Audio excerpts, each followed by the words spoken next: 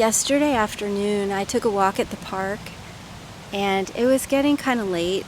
The sun had sunk down below the treetops. It was getting dark, and I was on my way back to my car when a little voice from within said, "Walk the labyrinth." And I know that voice. It's the voice that I have been learning to trust and practicing following. And so I walked the labyrinth. And in the course of walking the labyrinth, my meditation bell app sounded, as it does randomly every waking hour. And I stopped, as I do when that happens, and I really returned to the life that's here, noticing my breathing, noticing any body sensations, and noticing my environment. And when I stopped, what I noticed was the cottonwood leaves raining down from high up in the treetops. And cottonwood leaves look like hearts. So it occurred to me that it was like a shower of hearts coming down from the sky. Little hearts twirling down from the sky, like love reaching me from the great heart of the universe.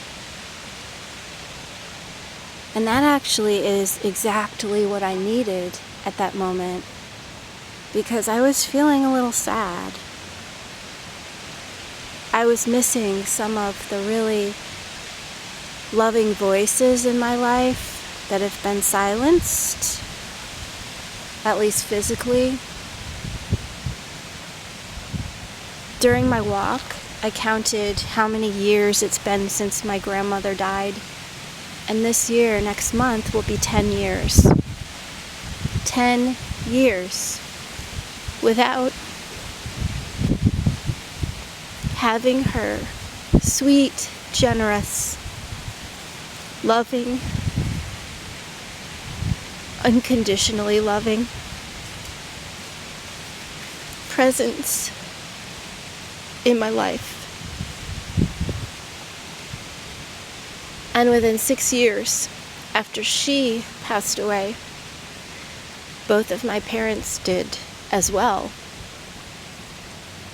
So within 6 years, all of the remaining elders in my direct lineage were gone. And some days I miss them more than others. Over these past several years, I've learned to find them in my heart. And it's so beautiful because they're not gone. They're closer than ever. And when I think a negative thought about myself, or doubt my worth, which doesn't happen as much as it used to, but sometimes it still does.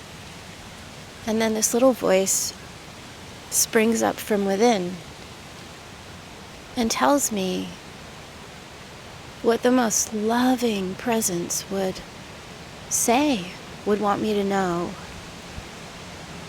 For example, earlier this week, it was announced that I won a photography contest, and there was an article in the Schenectady Gazette.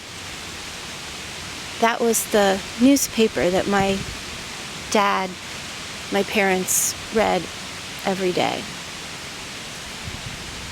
And I thought that this was a day when my parents would be really proud of me. And then that little voice arose, and it sounded like my mother's voice. And it said, we already were proud of you. So like that, there's this voice that arises. It's unconditionally loving. And it is my constant companion. I'm so grateful for it. I'm so grateful that I have been able to find the telephone to still communicate with those who have loved me the most and aren't here physically anymore.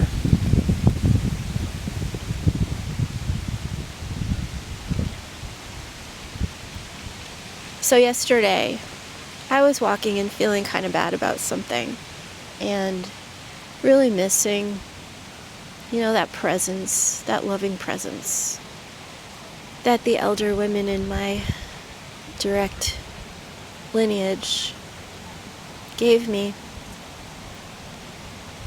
And I am that presence for my granddaughter now and for my daughter.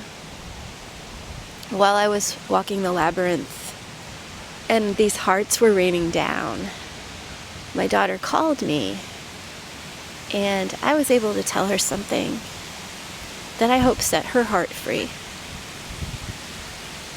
And it was basically that I don't want her to feel that she owes us anything, that she has to be silent when there's something to say, or otherwise not be honest about what she's feeling and experiencing, because she feels like she has brought us grief in the past, which of course only reminds me of my own relationship with my mom, where I know I caused her a lot of grief.